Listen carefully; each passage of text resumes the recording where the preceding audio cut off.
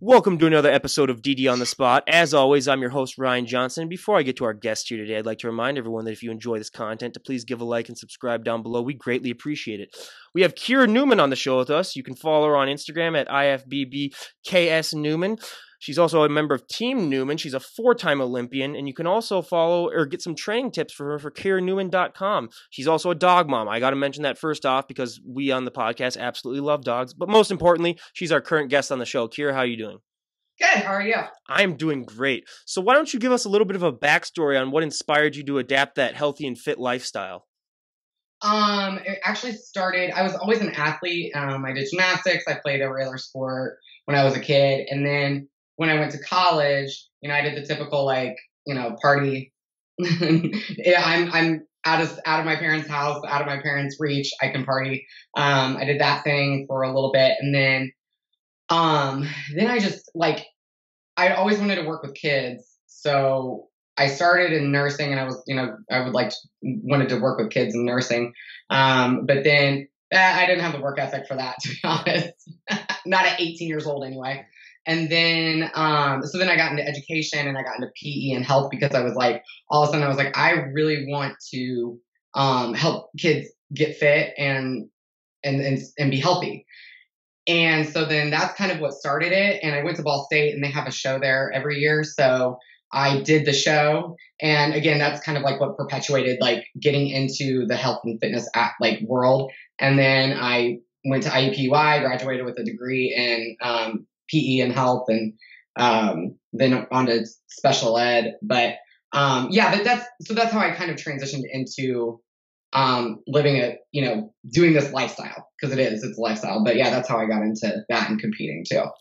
That is the only part that's weird about that I'm thinking of when you were saying IUPUI is because when I was young, I had an NCAA basketball video game, and I was just picking schools at random one time to compete as an IUPUI came up, and I was never heard of this school. They look cool. And then they got that Panther or Jaguar mascot, and I was yeah, I'll play as them. So I played an entire, probably week's worth of video game time playing as IUPUI, and I had no idea who they were. So as soon as every time I hear that, most people don't know who that is, but I was yeah, I know that just from that one video game. So yeah, that is kind of crazy because it's not like IU or Purdue. I don't even know what division it is. I don't think it's even Division I, so it's crazy. For basketball, I think it is, but yeah, for everything else, okay. I don't think so. But when you were starting out, obviously, I always like to say that if you were to walk into a gym with 100 people, you're going to have 100 different methods, 100 different people saying, lift this amount, or this is how you do form-wise, do this many reps, have this for your nutrition. Was it hard at first to sort of know what worked best for your body, knowing that everyone else has their own sort of idea of what works? I didn't really have any guidance when I first started, because I really got into weight training because I was I'm going to do this Ball State show. I'm going to do, I want to look like those girls. So I kind of just took it upon myself to educate myself as much as I could, how to train and how to eat and everything. And obviously as I kept doing it, I learned a lot of new things. But when I first started, I would say just, in my mind, it was more okay, I'm doing, these are this is what I'm doing. This is the method I'm going to follow. And I probably got it off bodybuilding.com or something, or maybe asked my dad, who was an avid weightlifter. And I just took that. And in my mind at that time, that was that's what is going to work. Cause I didn't really know any other way. So, cause when I played sports, I didn't really lift weights. So. Did you find that when you started working out that your body adjusted really, really quickly, or was it more of a process? No, it adjusted really quickly. Being a gymnast growing up, that's just genetically I was, I had already had that ingrained in me. So no, my body adapted pretty quickly. So that's probably why I thought what I was doing was okay. And since your body adapted really, really quickly, did you suffer? I mean, one of the big things I always like to mention on the podcast is beginner gains. And I'll explain real quickly for the audience if this is the first time hearing about this. Beginner gains, when you first start working out really, really seriously, or even working out at all, if you haven't done anything really physical in the past, your body adjusts to it really, really quickly because it's something new. The body doesn't really know how to react, so it speeds it up. But then over time, it's going to slow down, and then you're not going to be able to see the same amount of results that you had for maybe your first few months or even 6 months. Did you suffer from that personally? And if so, how'd you deal with that? I think I was, at the time, I was oh my gosh, I want to look like this person, and I wanted it right away. And then it was like, no, I learned that it was going to take time. It wasn't just going to happen overnight. So yeah, I got the gains I gained muscle pretty quickly. And, but then after that, I don't think I ever really like plateaued that I noticed. It was more like in my head, I could be like, okay, where could I grow more here? Or where could I, grow more here? And I was fortunate enough to have a lot of great people around me to kind of, lead me in the right direction. And so I don't think I ever really suffered from that. I think now is probably when I'm like, okay, I've hit that wall and I don't need, and like for me, I don't need to get any bigger or I don't need to get any smaller. So kind of, I'm like, okay, I've hit where I need to be, but where do I go from here? I don't need to get any bigger, and I don't think that I could get any bigger. Yeah. So is that hard to sort of think about though? Because when you think about like bodybuilding, it's all about either, gaining or losing. I mean, your body goes through cycles, but when you're at the point that you want to be, that's one of the things that I personally struggled with when I was working on. I mean, I never competed or anything, but when I got to my ideal body where I was like, yeah, I look good enough, it was hard for me to keep going then because I was like, oh, I've achieved what I have. Like, what's the, what am I going to do? So going through that, how does that work for you mentally? And what strategies would you use to maybe say like, oh, I don't want to put on muscle, but I don't want to lose muscle? Are there certain strategies that you use then to make sure you just maintain?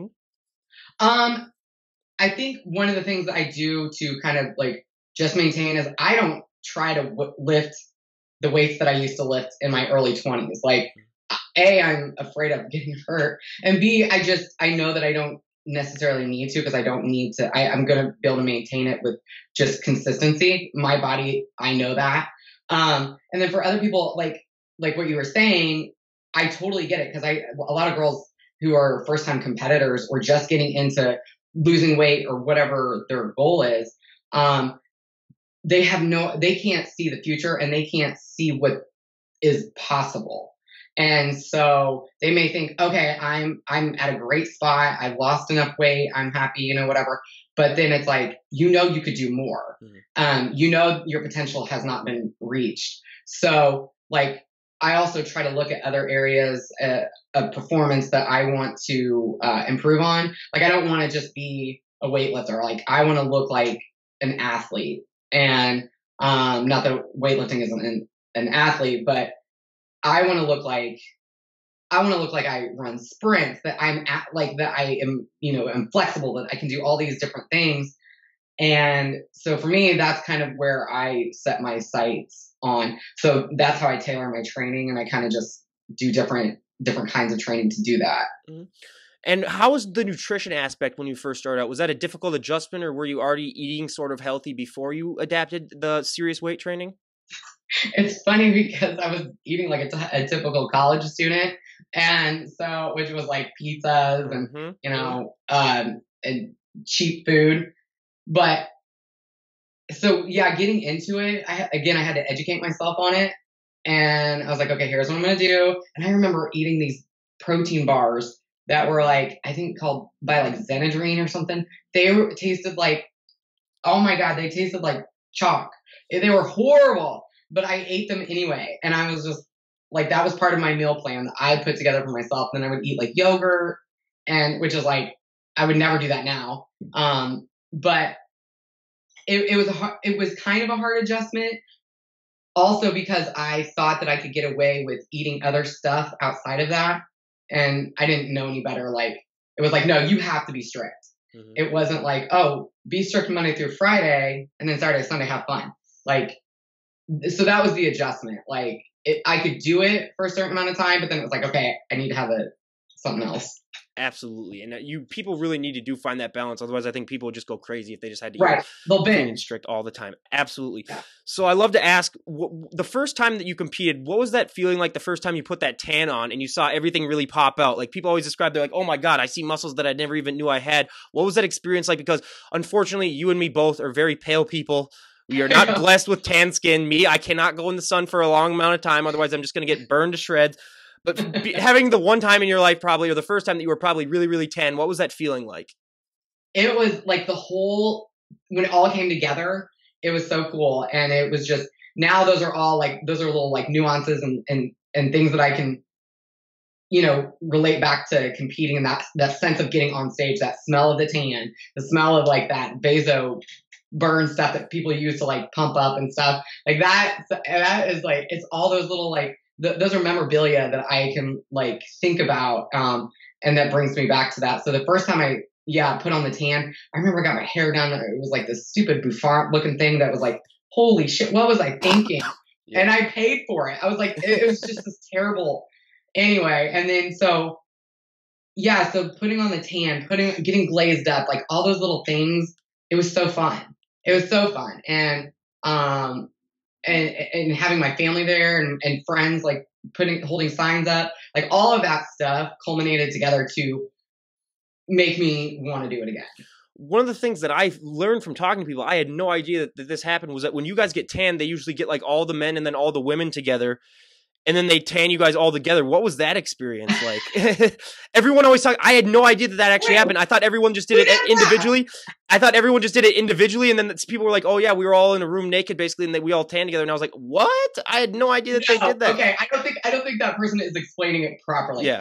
Yes, we're all in a room pretty much together, but they don't. I mean, we're not like lined up, and they're like, "Okay, here we're gonna go down the line." There's like multiple tents. Oh, okay. So. And then there's like a guy's side and a girl's side. Yeah. So like another girl, I may walk by another girl's tent and she's in naked, but that's the extent to it. Like, and it's so funny because I'm like, I don't want to have a conversation. I don't want to look at, you know what I mean? And they'll be like, "Hey, how are you?" And I'm like, "Hey, girl, And I'm like, "Okay, don't look." Like, it's so awkward. For me, I'm like, okay, this has got to be awkward for her, but it's probably not at all.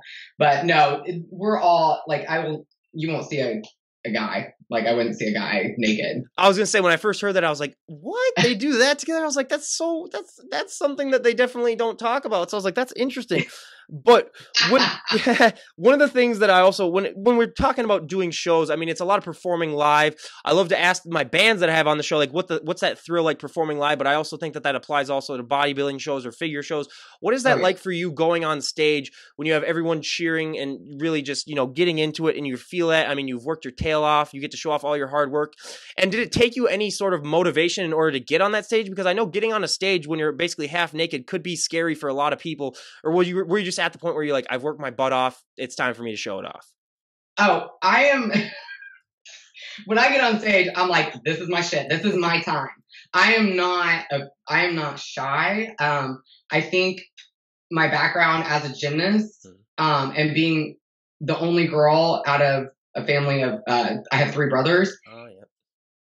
So I'm A-okay with having all eyes on me. So when I get on stage, like, there's a little bit of nervousness, but I'm a show off and I will show out to, and of course I'm like, hell yeah, I worked my ass off and I'm going to show it off. And so I have everybody's always like, "Are you nervous?" I'm like, well, yeah, but I'm also excited to show everybody this is what's up, So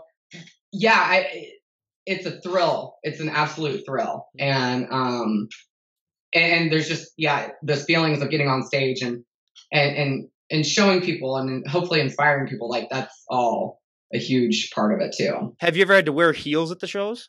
Oh, okay. Well, so one time, one of the first shows I ever did was a figure show, and figure girls wear heels. So I walked out on stage to do my presentation individually, and I like tripped and I kind of like stumbled a little bit. I didn't go down, but then I like regained my composure, and I was like, right then and there, I was like, oh, this is not for me. No more heels. So that was the only time that I've ever worn heels. I was going to say, I could never possibly do that. I mean, and plus you're so drained when you're on show day. I was like, now you got to make these girls walk in heels. I was like, what are you doing to these girls? I mean, it's ridiculous. But one of the things I love to bring up most that most people don't talk about is that people don't realize on show days, you've sort of manipulated your body through all the working out and through all the nutrition to looking as good as it gets. And what people don't realize that that look is not sustainable. You'll probably maybe keep that look for maybe only a few days afterwards, maybe a week at most, before you start to gain weight, put weight back on. What is that like for you? How do you deal with that mentally, knowing that like this is the best that I'm going to look for a while, and that I am going to put weight back on no matter how hard I worked in the previous, amount of prep? What is that like for you, and how do you convince yourself to like not go crazy thinking that? Fortunately, because I've been doing this, I've been competing for 11 years. Like now I'm to the point where, I know, but every time it's a struggle, because every time my goal is to always maintain a better weight gain. Yeah, I'm going to gain weight and I should gain weight, and that's okay. But I don't need to do it, because the first time that I, got done with the show, I think I gained like 20 pounds within like, I don't know, maybe a month. I mean, that sounds crazy, but it wasn't healthy. And that's not a good way to do it. So I always like preach to my clients and my competitors, like, you have to practice. It's practice. Like, you're never going to be perfect, but if you practice and you at least keep trying, to keep your eating under control and keep, working out, that's what's going to help you mentally, is if you just, it's going to come. And I know that I'm going to gain weight. And I just tell myself, okay, here's what I'm going to do to just like, it's not even necessarily the weight gain or the look. I want to be healthy too. So like, what am I going to do with my nutrition and training to ensure that I'm going to be healthy about it? So that's, I do hate it. Like, there have been times when I'm like, oh my God, I feel so fat or whatever. And then it's like, most people would be like, oh, you look great. And, to me, of course, I'm hard on myself, but I look at, how lean I get, and I'm like, okay, that's fun and all, but I typically actually like the way that I look probably about like 6 weeks out, which isn't going to be like at my leanest, but like at 6 weeks out, 8 weeks out, I like that look, because I know that if I worked hard, I could maintain that. Yeah. So I set realistic, I try to like, set realistic goals like that. And that's really one of the best ways that I think you should do it. But what is your go-to meal after a show?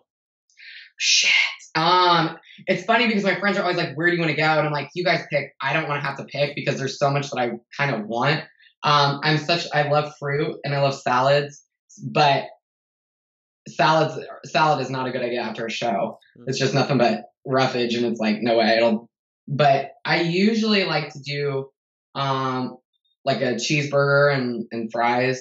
And I try to like split the meal with somebody, or, my wife and I will split a meal, because I know that I'm not going to be able to eat that much. I'm like, my stomach's like that big. So, that's usually my go-to, because that's going to be like the safest, not going to make me sick kind of meal. So she mentioned her wife, so I was going to bring this up.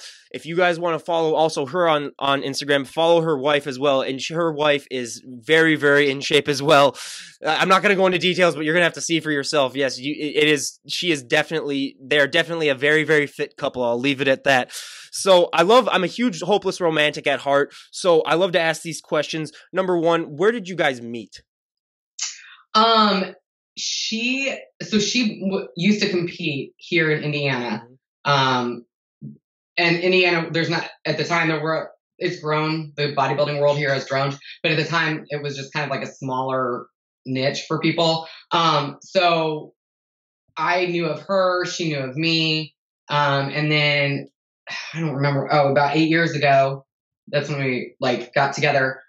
She wanted help with her diet, and we had a mutual friend, and I went up to her gym, and she wanted me to help her with her diet. And I was like, okay. And then, I kind of actually put the moves on her. I was like, I'm interested in you. So she was taken by surprise, but, and then we've been inseparable, literally inseparable since, because we worked together and, of course live together. So it's like, yeah.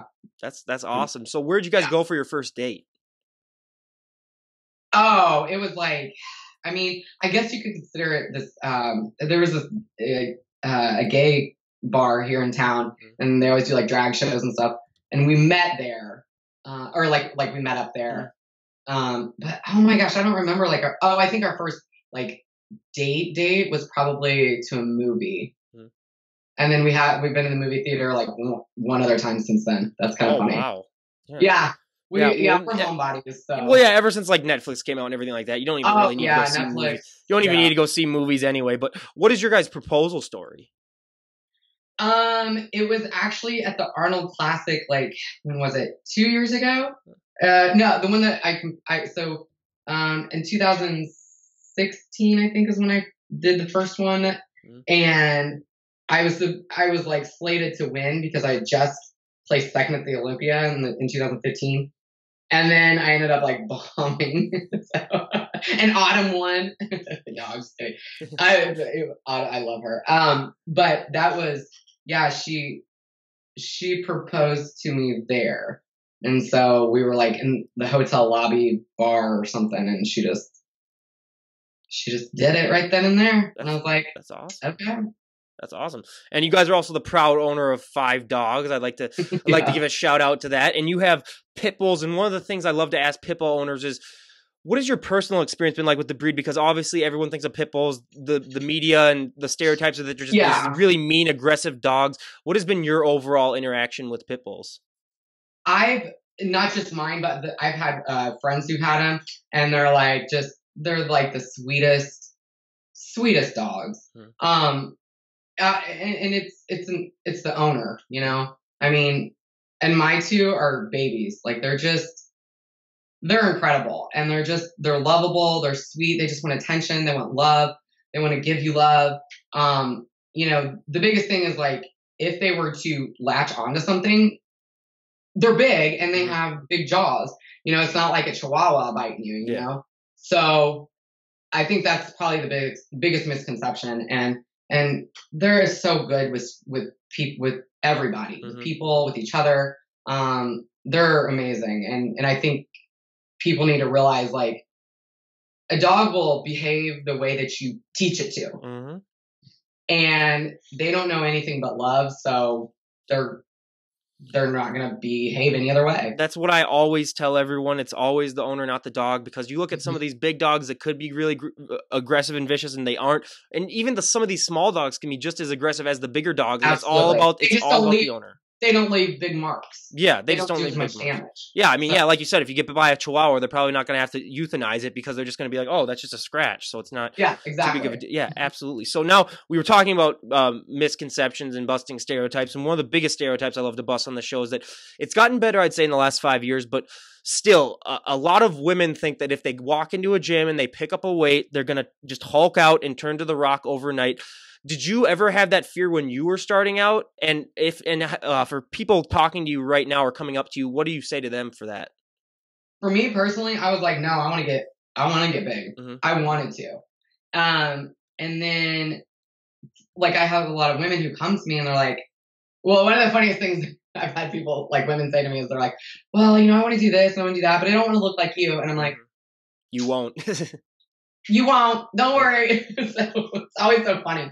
But I think, they worry so much that if they pick up a weight, or if they increase their weight, or if they do, like, you know, low volume, or do like sets of like 6 to 8 or something versus like lighter weight and more reps, they're going to get bulky. And I'm like, no, it's your diet. And, like, honestly, quit eating. Like, you're eating so much, and that's what's making you gain the weight. And I think too, they don't necessarily realize, like, they think they have all this muscle, but, like, in reality, like, you also have a lot of fat too. So just because you use weights and you increase your weight in the gym doesn't mean that you're going to get any bigger necessarily. You know, and plus the human body only has, like, I mean, you can only do so much.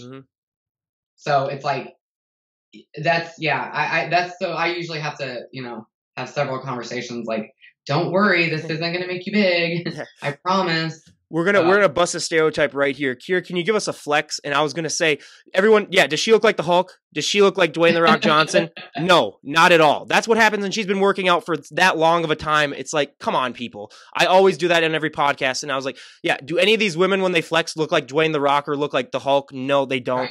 Right. The amount of work that you have to do and follow just the nutrition that you guys are following, it's. I always love to bust that. Like, I always tell the story. There was a girl that I knew in college. I started working out seriously in college. Well, I started working out in high school, but then I really took it up a notch in college. But she would always say, you know, oh, I kind of want to go to you, but I don't know, like, I don't know what that's going to do to me. Like, I don't want to get huge. I don't want to get big. And every time I finally convinced her by saying, the amount of weight of the purse that you carry when we go out to clubs or when we go out and do stuff is more than a lot of the dumbbells in those weight rooms. So I was oh, that's so true. and I was like, are you getting huge from that? And then she's like, oh yeah, I guess you got a point. So then she went in and she didn't need to lose any weight, but she got more fit, and then she really was grateful for it. So I really do think it's one of those things where you just need to walk in there and just once you start, you'll get it. And then another big thing that I always hear, especially from women, is that they're afraid because there's this big misconception that there's going to be like these big 400-pound guys in there that are just going to be like real intimidating, and they're going to, you know, maybe like talk smack or like try to like hit on them. But I just told them like 99% of the people in the gym could care less about who you are or what you're doing because they're too focused on what they're doing. Exactly. And that's what I tell people too. I'm like, everyone's so most people are narcissistic enough that they're like, I want to look a certain. Most people work out because they want to look a certain way. Okay, so they're not going to be paying attention to anybody but themselves. You know. So yeah, and like you said, you know, you're carrying your purse that probably carries like 20 pounds of shit in it. So it's like you're not. It takes so much more than that. So much more. Absolutely. And it's just, yeah, it's one of those things that I love to bust because everyone still has, I mean, people still have that view. But Instagram, I think, really has helped out, especially with like the bikini division girls that really show that, I mean, those girls work out a lot too, maybe not as much as the bodybuilders, but when it comes to their training, but it's just one of those things that, yeah, it has gotten better, but I hope we live in a time now where people just won't think like, oh my God, I don't want to get huge, because I've always described it as like, when it comes to building muscle or when it comes to like, you know, adapting that lifestyle, if men and women were driving on a highway, guys would just have a straight line where they could just go as fast as they want, where women, they would have to weave a little bit and just, you know, go in. So it's just, how have you found that to be, knowing that, you know, when it comes to society, like, I mean, it's gotten a lot better when it comes to muscular women, but there still is a ways to go. What has your general experience been like with that? When I first started competing, I would get a lot of attention, and I liked it at the time. And I would get, you know, negative comments like, oh, you want to look like a guy, or you want to, like, sure, whatever, if that's what you think. It's never bothered me because I never did this for anybody but myself. So I've never taken it to heart. And it's always been fun, like some of the stuff that people say, because I'm like, wow, that's so creative. Like, you think I've never heard that before? You know, and it's interesting. But for me personally, I find it very laughable. And if somebody ever does like comment on something negative, or makes a negative comment, I just delete it because I don't care. Like, it's funny to me. And yeah, I mean, I get a lot of looks, like, especially when Tiffany and I are out together, we both like get, of course, stared at and gawked at. And a lot of times it's women, which I think is really sad. Because I always, everybody always talks about women supporting women. Well, you really don't support us at all. And you don't even have to look our way. You don't have to say anything. But I'm tame, and that stuff doesn't bother me. And it's like, if you're more than likely just jealous. And so yeah, it's that kind of stuff, the negativity that I get, the stereotypical things that people say, keep it coming. It's unfortunate. But also the most surprising thing, I mean, I knew it when I started following the health and fitness, but it was still a shock to me, is that when it comes to the reactions, men are generally really good about it, where they're like, oh my God, that looks great. You would never really guess that, I think. But men, yeah, I think it's one of those things where men realize the hard work and dedication, because a lot of them do go to the gym or they do that. And then they're like, oh my God, that's awesome. But whereas women, they don't have that experience in the gym. So then they're like, oh yeah, that's dedication. They just think that it's something else. And I always say this, it is just so weird and messed up that is the one thing that you can say to people. I mean, they're bettering themselves, they're making themselves more healthy, and they're able to do stuff that you could only dream of when it comes to lifting weights. And if, like, I say it like this, if someone was an alcoholic and they were trying to get sober, it's not acceptable to make fun of them for that. But for some reason, when someone's trying to get healthier, people think that it's all right to make fun of them or say some mean comments to them. I just personally, I just don't understand it. I don't get it. I don't either. And it's like, you know, people should, and like, I have a lot of clients who, you know, of course, the hardest thing, especially when you're, I think, in your early 20s, is the social. like being social. It's hard to be social and get ready for a show. Like it's virtually impossible. So, they have friends who give them grief for not wanting to go out and drink.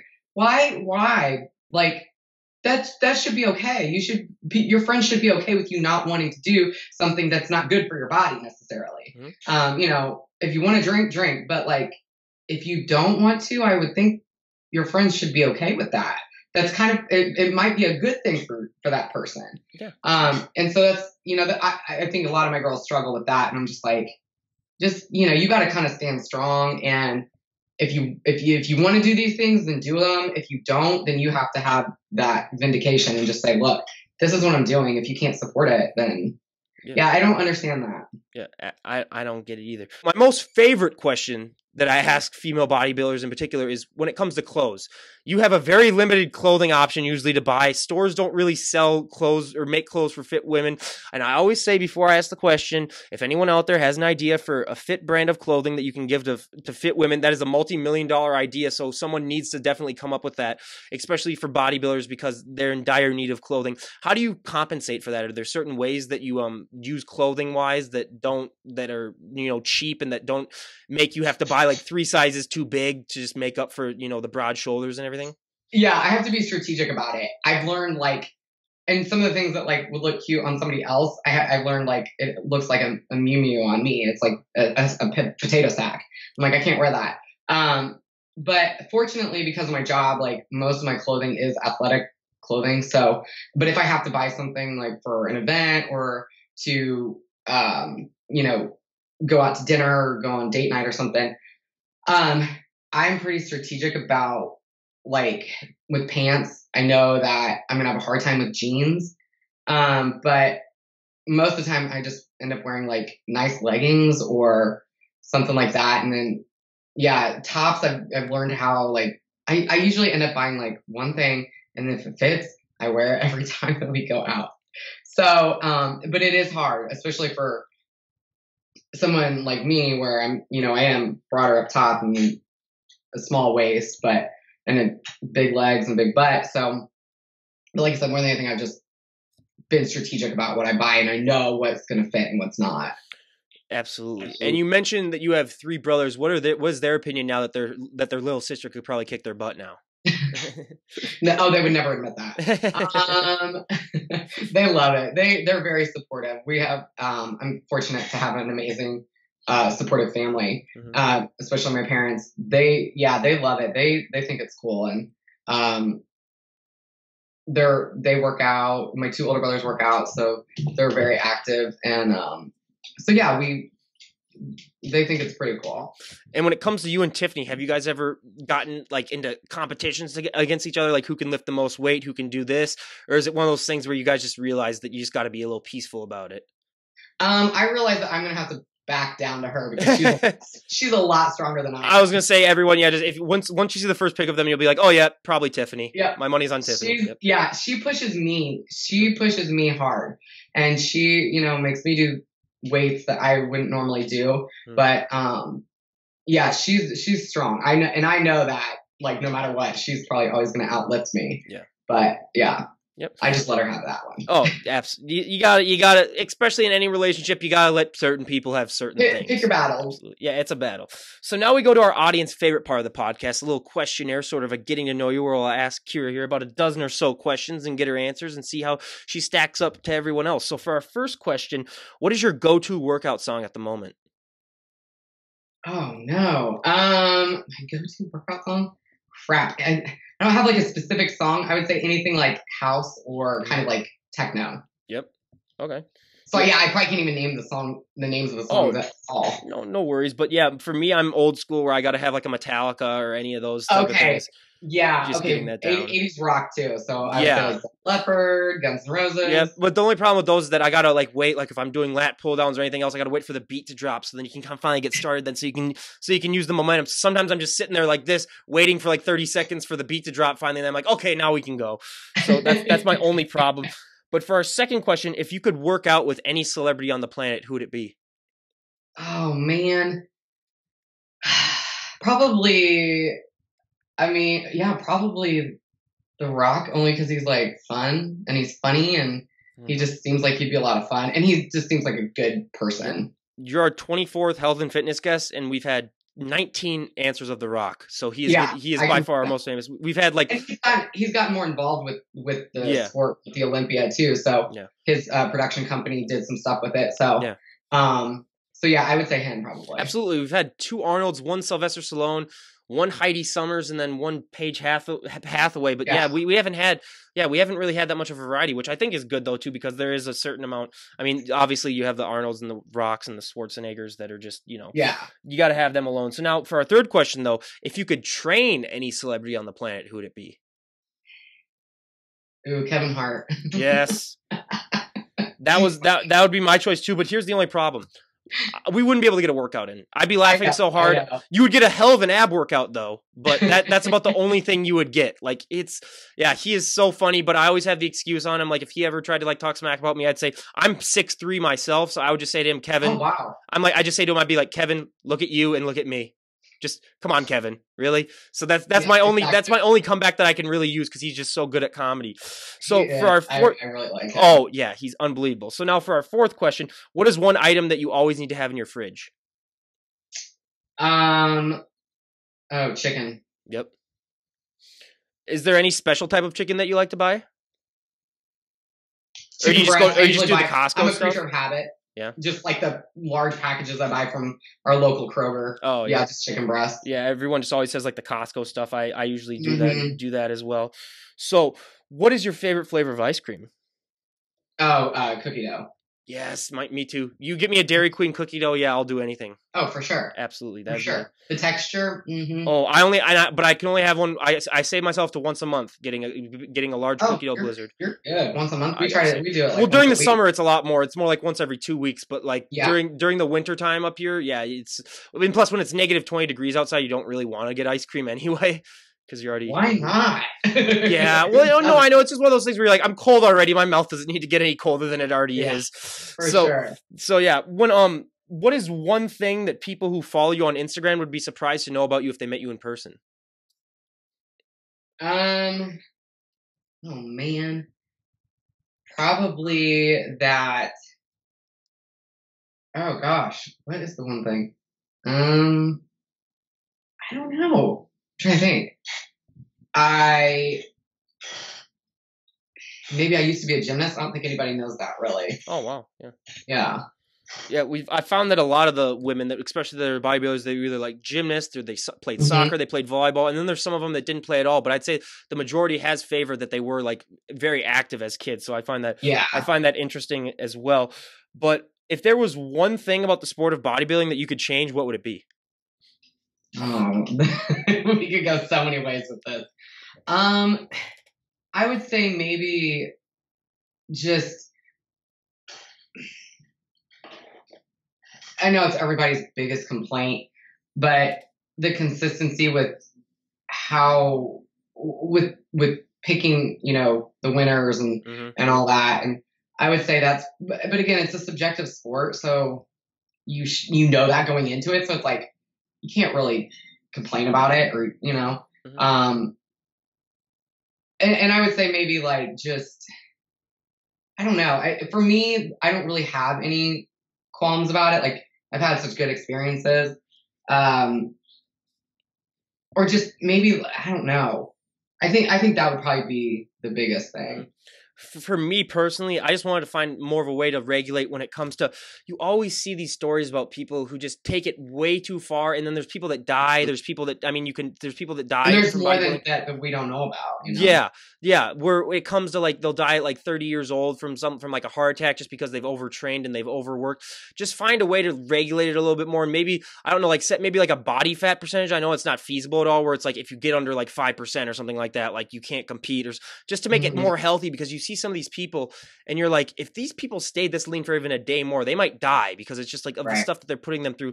So and I know it's all part of just the look, but it's just one of those things where just make it a little bit more healthier, where you don't hear about these competitors just unfortunately like passing away because they do have like, some of them have like huge heart stem that they've grown from all that training or from all that, where it's just their body just can't hold it. So it's definitely one of those things that I would definitely recommend. But what is the last TV show Now off to a different topic. What was the last TV show that you binge watched? Oh, Animal Kingdom. Animal Kingdom? The family that's like, they're all criminals and. Oh, yep. Oh, it's so good. Yeah, I've heard about that. I've heard about that, but I haven't watched it. Mine would probably be a surprise to you, but it's New Girl. That's the last show I binge watched. I hadn't seen it, and then a few friends recommended it to me, and I was like, yeah, it's not. And I watched the whole thing. I was like, yeah, it's not. It wasn't too bad. It's really. I thought it was really, really good. But most importantly, what is your favorite TV show of all time? My favorite TV show of all time, probably Saved by the Bell. Oh my God! Finally, we had someone who announced that. That was, yeah. I mean, I was born in '94, so I was born like literally right after that show ended. But it was, yeah, that show is one of those where I watched that, and it's Kelly Kapowski was always my favorite growing up for obvious reasons. Yeah. But yeah, that's a great. Have you seen any of those YouTube videos where the guy does the Zach Morris's trash stuff? No. I'm sending you links to that. There's a guy that analyzes like all the shady things Zach Morris does and like talks about like what if they happen in like real life, like what he would actually like get in trouble for. Oh my God, that's awesome. Literally after we're done filming this, I'm going to send you the link to that because it's hilarious. That. He's done like 20 videos of it and they're each like 5 minutes long where like he analyzes episodes, but it is so much funny. I mean, it's so funny, but for me, obviously, I gotta be just like the most basic person ever and just say Friends, just because it's Friends, you know. I never watched it. You've never watched Friends? I mean, I've watched like one or two episodes, but I never watched all of it. Like I never got into it. Wow. Well, if you're ever stranded on an island, yeah, I mean, you have a show that you could watch then because, yeah, I would definitely go for that. But what is one item that you would die to have if it went up for auction? Out of like all the items in the planet, you could have like anything. Oh my, I don't know. Maybe some sort of like old, like vintage, like truck or car or something. Mm-hmm. Yeah. That would be cool too.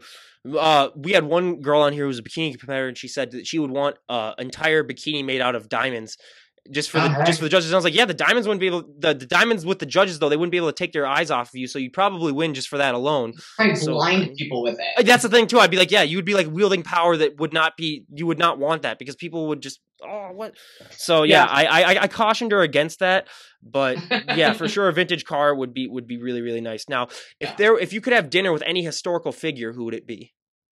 Oh shoot, maybe like I don't know, Marilyn Monroe or something. She's like the first person that comes to mind. Marilyn Monroe, yeah, that would be nice. Yeah, that would be definitely interesting. I just have a bunch of JFK questions for her just to get answered right off the bat. Personally, I'd be like, okay, JFK, what exactly happened? We'll get that story. Yeah. We'll get that story scratched up right now. But when it comes to if you could live in any historical time period other than the present, what era would you choose? Oh, the 80s. Yep. Finally, we had someone. It's the second time someone said the 80s. I was born in the 80s, but like I would want to live my life like my 20s in the 80s. Yes. Well, I'll get into more into that in one of the I'll use that actually as the next question. We'll get more into that. But for me, yes, I've had guests that say like I want to go to like the 20s or the Old West or like the Revolutionary times, and I was like, no. Well, for me especially no, because first of all, I would probably get drafted and die in a battle by the age of like 18 back then, or I would get some sick disease by like being bit by a snake that they have no known cure for and then die from like malaria or something. It's like it would be great to think about going back to those times, but once you went back there and realized that, you know, you would die in like a week of some illness. Yeah, not a good thing. So like the 80s for me, yeah, technology was advanced enough for me where I could still play some video games every once in a while. I could still do a lot of other things. And yeah, that would definitely be my choice. But now, what is your favorite fashion trend of all time and least favorite fashion trend of all time? Oh, probably my favorite would be like neon socks. Mm-hmm. And especially like stacking them. That was always fun. Yep. Least favorite. Oh, Guess jeans. Yeah. That's definitely. Yeah. So now to or those Jinko jeans, those were bad. Oh yeah. So now to connect with my 80s reference, I'm a huge sucker when it comes to mullets for some reason. I just love a good mullet. Good mullet. I mean, I've never grown one myself, but I had a friend in high school just for football. His senior year, he grew out a mullet and it was beautiful. It was, you know, he was blessed like that. So if I could, I mean, it's not a fashion trend, but mullets, and also the I'm a huge flannel guy when it comes. I mean, just living in the cold climate too, you kind of got to wear flannel every once in a while. But if we could bring back like those old school '80s crop tops and like jean shorts that those guys used to wear, I was like, dude, they were styling back then. I don't care what anyone says. They were, and then they had those like sunglasses. If we could bring those back, but now least favorite fashion trend, Uggs. I mean, it's like people, people. It's like, come on, you gotta at least. Yeah, what they do to get the lamb's wool. Oh no. No, yeah. And I was like, come on, I have nothing to do with that. Yeah, it's like people, you got to put some effort into what you're wearing or right. into your appearance. It's like, come on. So now we have 2 final questions on the questionnaire. If you could go back and talk to the 18-year-old version of yourself, what would be the best piece of advice you would give her?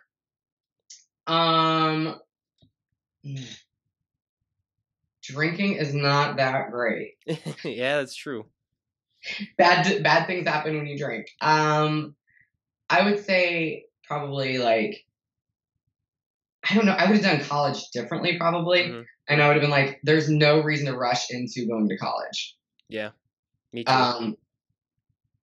Yeah, I kind of wish I would have like maybe gotten, I had a job at like, gotten a steady job, gotten an apartment, got all did all the things that like I'm learning about now. Cause I feel like I've kind of missed the boat on all that stuff. And Tiffany has taught me a lot about like, buying a house and, all those like getting loans and all that kind of thing. Like I never really learned that until my late 20s, early 30s. And so I think that's probably, I would have done things different, like flip-flopped it a little bit. Absolutely. And now for our last question, the questionnaire. If you weren't doing bodybuilding, if you could picture like an alternate universe where you decided not to start weightlifting, what do you think you would be doing right now? Oh, shoot. I don't know. I'd probably have a big farm and rescue dogs. That would be my alternate universe. That would be awesome too. Yeah. Yeah. I mean, that's one of those things where, I mean, you can still buy a farm and get some rescue dogs. Maybe that's what you'll do in retirement then. I'm working on it. Yeah. I'm working on it. Yeah. Absolutely. Now, what is your favorite breed of dog? Probably a pit bull. Yeah. I'm a huge sucker for corgis. I have a client who has some. Just looking at one of them just brings me so much joy. Like I could be having the worst day of my life, and just if I see one corgi out there, automatically becomes the best day ever. And near where I live, they have a racetrack where they do horse races. And it's only like 3 miles away, but once a year for a weekend, they have corgi races where corgi owners can bring in their dogs, and they do like a hunt, like a 50-yard race where they'll just have the owners walk out like 50 yards and then call to their dogs from like the starting line. And they have laps of it, and then you can go up and pet their corgis and do everything. It's my favorite day. It's one of my favorite days out of the year. Just go there and be surrounded by like 50, 60 corgis just walking around. Are they fast or something? So yeah, some of them are, and then they have like the winners then race or whatever, and then the prize money is like $100 for like the owner that like wins like the whole thing. But then they have like heats of it, and then they like get like they have like 8 different heats of like 6 dogs, and the winners of those then compete in the final 8 to like see who the winner is. But yeah, it's a lot of fun. But and then there's always some of the dogs where when the owner calls, the dog doesn't even move at all, where all the other dogs take off. Like there'll be one dog that'll like go and then like start playing with the guy that's holding the dogs to make sure that they don't start early. So it is definitely a lot of fun. So when it came down to personal training and getting into that, at what point in your fit journey did you decide to do that? I was in college, and it was like, okay, I did the show, and then I was like, I really want to work with, that's when I changed my major to PE and health. And then when I moved home to finish school at IPUI, I think somebody like maybe suggested it to me, or I was just like, yeah, I mean, I might as well get my certification, And then, I did that and worked with a couple of clients. And so kind of just, I was still in school, so I just, had a few clients at the time. And then that's kind of just how I got into it. I don't know if I ever really like consciously was like, oh, I really want to train people. But then, of course, I realized that I enjoy it because my path was to be like teaching, but. Yeah. No, yeah, that's awesome. So what would you say is the biggest excuse that you hear from people as to why they don't adapt a more healthy and fit lifestyle? They don't have the time, or the time, it's time, which is, again, it's an excuse. Or, I mean, I would say it's that. They let other things get in the way. That is literally, I'd say, except one person who said that money wise, but otherwise every single answer has been time. And I always say this, I've had people on here who are nurses who work 12-hour shifts and then they still find a way to work out. So it's really just about priorities. And it's like, for most people think that when they work out that they have to be in there for like an hour and a half. There are compound workouts or there are high intensity workouts that you only have to do for like 20 minutes to half an hour and you can get the same results. That's exactly. Yeah, that's what I tell people. I'm like, you only need like 20 to 30 minutes a day. Absolutely. So and not even every day. Yeah, that's just another huge thing. And one of the things that I do also find frustrating is I've heard multiple stories of trainers, you get the nutrition plan, you get the workout plan for someone, they follow the workout plan because you're training with them. So they have to sort of get that done, but they don't follow the nutrition. And then they get mad at the trainer because they don't see the results. Have you ever had that happen to you, and how do you deal with that if you have? I have maybe like once or twice, but usually I'm pretty blunt and I'm like, no, it's because you're eating terribly. So, and then they, most people, it's all about admitting something. It's all about accountability and saying, okay, yeah, you're right.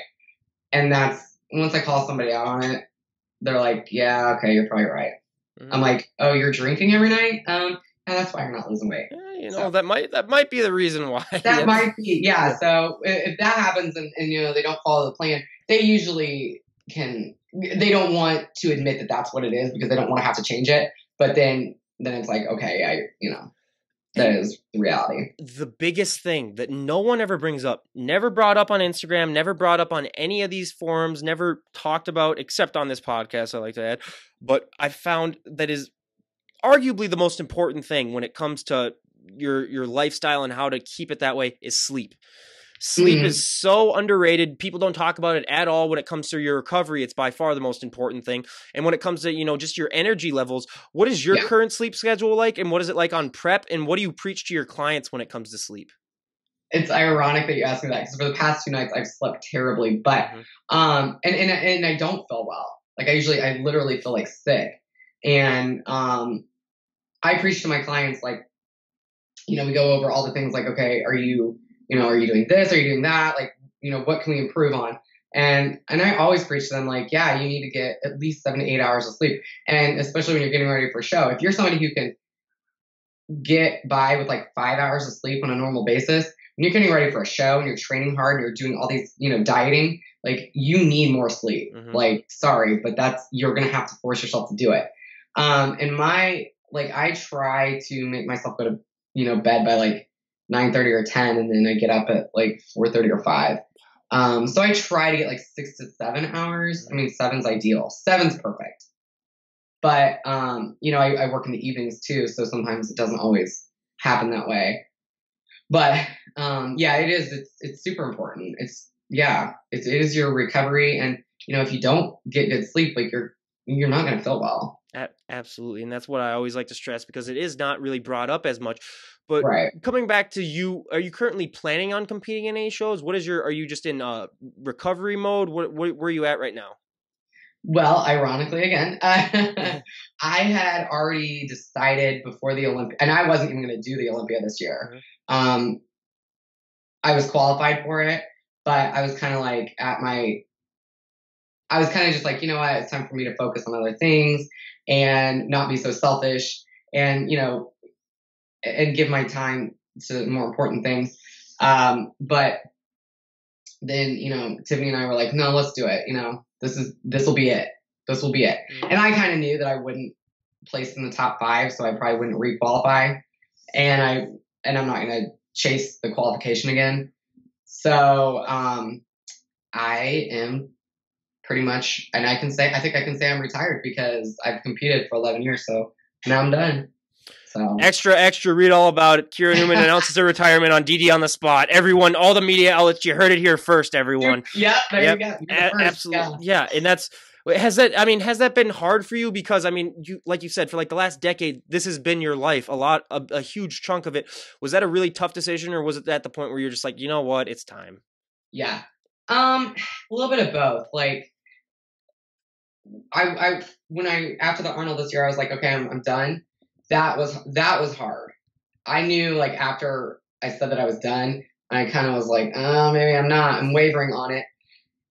And then, but no, after this one, I know that I'm going to be in a better place. I mean, granted, it's only like the second week after the show. Yeah. I know that like a month from now, I'm going to be like, okay, this is great. Like if I can focus on other things and, you know, have other goals. Yeah. And plus like, because I did so poorly at the show, that was kind of like the nail in the coffin. Like, yep, that's the way to go. Are you still going to maintain your size, or do you think that you're going to lose a little bit of it? What's your current mindset for that? I mean, if I lose muscle, fine, but like I won't necessarily work to do so. My body, like I never really like lost muscle, so my body just, you know, genetically this is how, you know, where I'm comfortable. But my goal is to like maintain, you know, a better like overall look and, you know, health wise, and eat a lot better than I normally would. Because now it's like this is my life. This is the rest of my life. Yeah, I'm not gonna be dieting and not dieting, having shows to get ready for that I have to diet for. So that must feel so good though, knowing that you're never gonna have to do any of that again. You know, yeah, there were moments in Vegas where I was like, oh God, I'm so glad I'm not doing this again. I mean, it was, yeah, I love it. I have no, again, it's not any like bitterness or any, you know, I've had a great career of it, but it's just time. Yeah. I'm done. Yeah. Which is, I mean, it's great. Mic drop. Absolutely. So other than your Instagram page where people can, well, I'll leave the link down below, and your website, are there any other ways that people could contact you if they need some help, like nutrition advice, training advice, or they want to do some, if they want to, you know, have you help them lose some weight? Where are the other ways that they could get a hold of you? Yes. On our gym page, we're getting ready to open a new gym. We have a page, and it's FGN Fitness, or FGN_Fitness. Okay. 21. Ooh. I think. Yeah. All right. Yeah. And that stands for Feel Good Naked, because of course. Yep.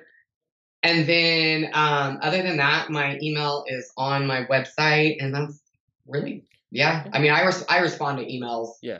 And direct messages and everything. Yeah.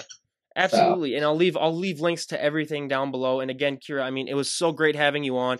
I always love having guests on that, you know, can help also promote that healthy body image that, I mean, because society, I mean, the obesity crisis, don't even get me started on that. It's really been taken off. And it's just the more people that we can kind of, you know, bring to attention that, you know, practice such a good diet and good nutrition plan, the more I think we can really help people. So, I mean, keep doing absolutely what you're doing. I mean, it's really beneficial to a lot of people, and we really, really appreciate that. And is there anyone that you'd like to give a shout out to before we wrap it up here? All the fit chicks out there that are working hard, and really everybody who, you know, is just working hard to better themselves in whatever way that is. And, you know, just remember to support each other. Absolutely. Like, quit judging people and quit like, that's what it's all about. That's what I found out from doing this pod. Yeah. That's what I found out from doing this podcast, is that people are generally nice. You just got to be nice to them. They're more than willing to help you out, but it's just, if you're not a dick to people, you're going to be fine in life. You'll be fine. Yeah. That's all that there is to it. So just be nice. Yeah. And then also, you know, just think before you speak for a lot of people too. I mean, it's like, you know, some people, especially with this technology that we have, some people just, before they tweet, before they send a Skype, before they do Snapchat, they don't think. So it's just, you know, it's gotten bad. Little bit of thinking before you do that. That's another big thing. But again, you guys, Kira Neuman, we cannot thank her enough for coming on the show. Go and follow her. Like I say, if you follow her, you will be inspired to lift and work out and maybe get off the couch, stop eating those Twinkies. And then also go and follow her wife as well, which we would love to have her on the show maybe. So maybe we'll get something set up then for having her come on again, just because that would be, and then maybe we'll get her relationship story, see if there's any differing questions, see if there's maybe a little story. That's what I've been figuring. So I was like, if we can get one time where the couple's like, oh no, that's not what happened, because I think that would be hilarious. But I don't think that's going to happen. I don't think that's going to happen here. But again, you guys go follow both of them. I'll leave the links down below on their Twitter, or I mean below on the YouTube video. And again, you know, we cannot thank her enough, and we wish her nothing but the best in all of her future endeavors. And this is DD on the Spot, Ryan Johnson signing out. Have a great day, everyone.